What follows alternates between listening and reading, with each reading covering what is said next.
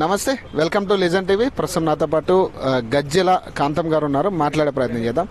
అన్న, ప్రధానంగా చెప్పాలంటే నిన్న కేటీఆర్ అంశానికి సంబంధించి కేటీఆర్ గారి కామెంట్స్ మళ్ళీ చెప్తున్నా, ఇది లొట్టపీసు కేసు, దీంట్లో పసు లేదు, 40 ప్రశ్నలే తిప్పి తిప్పి అడుగుతా ఉన్నారు. అధికారులు కూడా చాలా ఇబ్బంది పడుతున్నారు పాపం, అటు రేవంత్ రెడ్డి నుంచి వచ్చిన స్క్రిప్ట్ చదవలేక అనేది. మీరేం చెప్పదలుచుకున్నారు? వాడు ఇంతకుముందు మంత్రి పదవి చేసినోడు, అవగాహన లేని గాడి కొడుకు కేటీఆర్ అనేటోడు. వాడు రాజ్యాంగం గురించి తెలియదు, చట్టాల గురించి తెలియదు. అది ఏసీబీ అన్నది ప్రభుత్వ ఉన్నత అధికారులు వాళ్ళు. అరే భూషిడికి నీ కప్పిపుచ్చుకోవడం కోసం మా ముఖ్యమంత్రి గారిని మాట్లాడితే నాలుకే గోచెత్తాం, చేతులు కట్టుకొని ఉండం. భూషిడికి మేము తెలంగాణ తెచ్చిన వాళ్ళం. ఆ భూషిడి మీ లెక్క తప్పుడు చెప్పి తప్పుడు ప్రచారం చేయలే, ప్రజలను తప్పుదో బట్టియం. అరే భూషిడికి నువ్వు 55 కోట్లు లండన్కు పంపించినవు, ప్రభుత్వ ఖజానాను ఖాళీ చేశావు. అది ప్రజల రక్తం, ఇది వాస్తవం. ఇది నీవు ఆర్బీఐ నిబంధనలను కూడా ఉల్లంఘించి, ఆర్బీఐ నిబంధనలను తుంగలు దొక్కి 55 కోట్లు పంపించావు. అదేవిధంగా క్యాబినెట్ ఆమోదం పొందాలి. 55 కోట్లు ప్రభుత్వ సొమ్ము, 55 కోట్ల రూపాయలు తీసేటప్పుడు క్యాబినెట్ చర్చ జరిగి, క్యాబినెట్లో చర్చ పెట్టి క్యాబినెట్ నిర్ణయం తీసుకొని ఆమోదం చేయాలి. ఆమోదం చేసిన తర్వాత అప్పుడు ఆ తీర్మానం జరుగుతుంది, అప్పుడు పంపాలి. అదేవిధంగా మూడో తప్పు, ఎన్నికల కోడ్ ఉంది. ఎన్నికల కోడ్ ఉన్నదని మొత్తం ఆఫీసర్లు చెప్పాడు. మొత్తం ఆఫీసర్లు అందరూ కూడా, చీఫ్ సెక్రటరీ కూడా చెప్పాడు. ఎన్నికల కోడ్ ఉండగా 55 కోట్లు పంపరాదు, వద్దు. ఇది నిబంధనలను పక్కకు పెట్టినట్టు అవుతుంది, నిబంధనలను అనుసరించినట్టు కాదు, నిబంధనలకు వ్యతిరేకంగా పనిచేసినట్టు అవుతుంది, చట్టాన్ని ఉల్లంఘించినట్టు అవుతుంది, ఇది కరెక్ట్ కాదు అని ఆఫీసర్లు ఎంత మొత్తుకున్నా రాజరికం లెక్క, రాజు లెక్క, చిల్లర నా కొడుక, నువ్వు పెద్ద రాజు, నువ్వు పెద్ద అది ఇచ్చేయండి, పంపియండి అని అధికారులను బెదిరించి, ఐఏఎస్ ఆఫీసర్లను బెదిరించి 55 కోట్లు లండన్ పంపించినావు. అంటే నువ్వు చట్టాన్ని చేతులకు తీసుకున్నావు, నీవు నిబంధనలను తుంగలు దొక్కావు. ఎన్నికల కోడుండంగా, క్యాబినెట్ ఆమోదం లేకుండా, ఆర్బీఐ పర్మిషన్ తీసుకోకుండా ఇన్ని తప్పులు చేసి 55 కోట్లు లండన్ పంపిస్తే ప్రభుత్వం చేతులు కట్టుకొని కూర్చుంటాదిరా భూషిడి? నీవు చేసిందే దొంగతనం. 55 కోట్లు ప్రభుత్వ ఖజానా, అది ప్రజల రక్తం దోషేశావు. అది ప్రజలు గమనిస్తున్నారు. కాబట్టి విచారణలో ఏం తేలింది? ఈ యొక్క చట్టాన్ని చేతులకు తీసుకొని నిబంధనలను అనుసరించకుండా 55 కోట్లు ప్రభుత్వ ఖజానా నుండి తీసి లండన్ పంపించాడు. కాబట్టి ఈ విచారణలో తేలి సంవత్సరం ఉంచెలు విచారణ చేస్తున్నారు. సంవత్సరం ఉంచెలారు. ప్రతి రూపాయి కూడా ప్రజల రక్తం, అది ప్రభుత్వ సొమ్ము. విచారణ చేసి 55 కోట్లు ఇందులో వాస్తవమే, నిబంధనలను పక్కకు పెట్టాడు.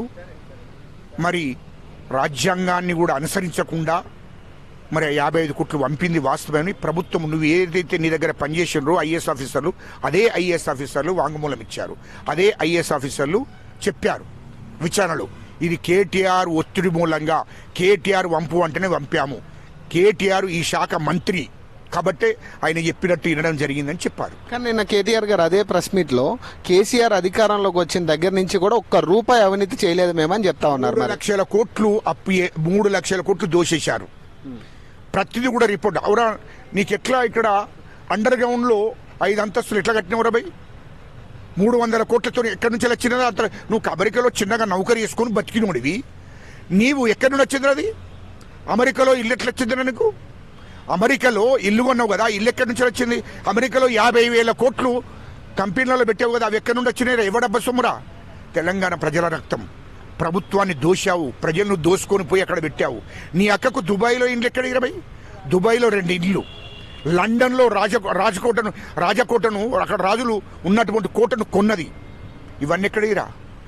సింగపూర్లో హరీష్ రావు ఇల్లు, అక్కడ కంపెనీలో 50,000 కోట్లు పెట్టాడు. ఇవన్నీ ఎక్కడిరా డబ్బులంతా? అంటే తెలంగాణ ప్రజలే కదా, తెలంగాణ ప్రజల సొమ్ము దోషిందే కదా. ఎవడబ్బ సొమ్ము అనుకుంటున్నావు నువ్వు?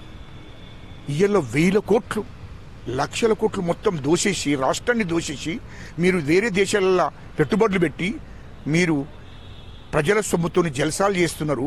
భూషిడికి అవన్నిటి మీద, కాళేశ్వరం మీద విచారణ జరుగుతుంది, విద్యుత్ మీద, విద్యుత్ కొనుగోలు చేసిండు కదా, దాని మీద కూడా విచారణ జరుగుతుంది.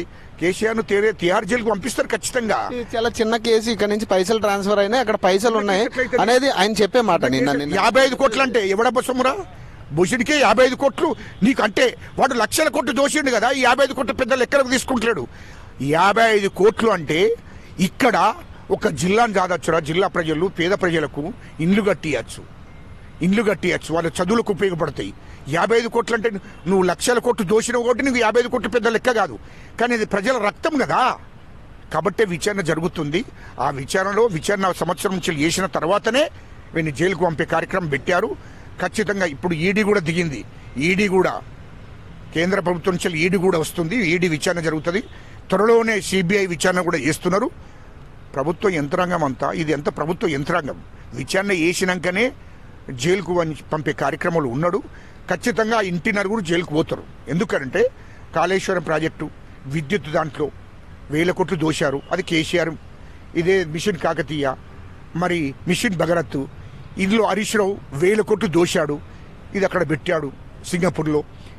ఇడు కేటీఆర్ 1000 కోట్లు దోశాడు, అమెరికాలో పెట్టుబడులు పెట్టాడు. వీళ్ళందరి మీద విచారణ జరిగి వీళ్ళందరూ తిహార్ జైలుకు పోతారు. ఖచ్చితంగా పార్టీ భూస్థాపితం అయిపోయింది కూడా. దాని గురించి మాట్లాడుకోవాల్సిన అవసరం కూడా లేదు. కాబట్టి తెలంగాణ ప్రజల సొమ్మును దోషినుడు ఎవడు బాగుపడాడు. 30,000 ఎకరాలు హైదరాబాద్ చుట్టూ నిజాం భూములు, నిజాం వంశస్థుల భూములను ధరణి అందుకోసం తీసుకొచ్చాడు. నిజాంకు సంబంధించిన వంశస్థుల భూములను 30,000 ఎకరాలు కబ్జా పెట్టడం కోసం ఆ ధరణి తీసుకొచ్చాడు. ఆ ధరణి తీసుకొచ్చే ఇప్పుడు 30,000 ఎకరాలు 10,000 ఎకరాల భూములు అమ్మేశాడు. అది బయట దేశాల్లో పెట్టుబడి పెట్టాడు. ఇంకా 20,000 ఎకరాలు బినాం పేర్ల మీద ఉంది. కేసీఆర్కు, కేటీఆర్, హరీష్ రావు, కవిత వీళ్ళందరికీ బినాం పేర్ల మీద ఉంది. అవన్నీ కూడా విచారణలో బయటకు వస్తున్నాయి. దాని మీద కూడా ప్రభుత్వం విచారణ చేపిస్తుంది. ఫైనల్గా ఒక విషయం చెప్పండి అన్న. ఆయన చెప్తా ఉన్నారు, మేము ప్రశ్నిస్తున్నాం కాబట్టి ఇలాంటి అక్రమ కేసులు బనాయిస్తా ఉన్నారు మా మీద, ఖచ్చితంగా ప్రశ్నిస్తానే ఉంటాము. ఇక మీదట కూడా ఈ సంవత్సరం కూడా మేము ప్రశ్నిస్తూనే ఉంటాం, ఎన్ని కేసులైనా పెట్టుకోండి అంటున్నారు. ప్రశ్న అంటే ఏం ప్రశ్న? అరే భూషుడికే కేటీఆర్, నువ్వు ప్రశ్న అంటే ఏం ప్రశ్న రాది? ప్రశ్న అంటే ఏం ప్రశ్న నాకు చెప్పు. ఇయ్యాల ప్రజలకు ఇచ్చిన హామీ దళిత బంధు ఇస్తారన్నారు, ఇయ్యలే. బీసీ బంధు ఇస్తారన్నారు, ఇవ్వలే. మీరు దళితుడిని ముఖ్యమంత్రి చేస్తారన్నారు, చేయలే. డబుల్ బెడ్రూమ్ ఇస్తారన్నారు, ఇయ్యలే. 3 ఎకరాల భూమి ఇస్తారన్నారు, ఇవ్వలే. మరి మీరు ఈ హామీలన్నీ ఏమైనా ప్రతి యువతకు ఉద్యోగాలు కల్పిస్తారని, ఇంటికో ఉద్యోగం ఇస్తారన్నారు తెలంగాణ రాకముందు, ఏమైందిరా? మరి మీరు ప్రజలను మోసం చేశారు. కాంగ్రెస్ ప్రభుత్వము మీరు ఖజానా ఖాళీ చేసిపోయినాక 7 లక్షల కోట్లు అప్పు చేసిర్రు, 3 లక్షల కోట్లు దోసుకున్నారు. రూపాయి లేకుండా ఖజానాలో, ప్రభుత్వ ఖజానాలో రూపాయి లేకుండా చేశారు. కాబట్టి ఇప్పుడు ప్రభుత్వం మొత్తం అవన్నిటిని సమీకరించుకొని ప్రజాప్రభుత్వాన్ని పరిపాలన నడిపించాలనే ఆలోచనతోని మా రేవంత్ రెడ్డి ముఖ్యమంత్రి గారు నీతి నిజాయితీగా, మా ముఖ్యమంత్రి, మా కేబినెట్ మంత్రులంతా నీతి నిజాయితీగా ఈ రాష్ట్రాన్ని పరిపాలన చేస్తున్నారు. ఒక్క రూపాయి కూడా మిస్యూజ్ కాకుండా, ఒక్క రూపాయి కూడా తినకుండా ప్రజా పరిపాలన నడిపిస్తున్నారు. ఈ ప్రజా పరిపాలన నడిపించే మీరు అడుగువని ఎవరు అడగరు, రైతులు అడగలే మిమ్మల్ని.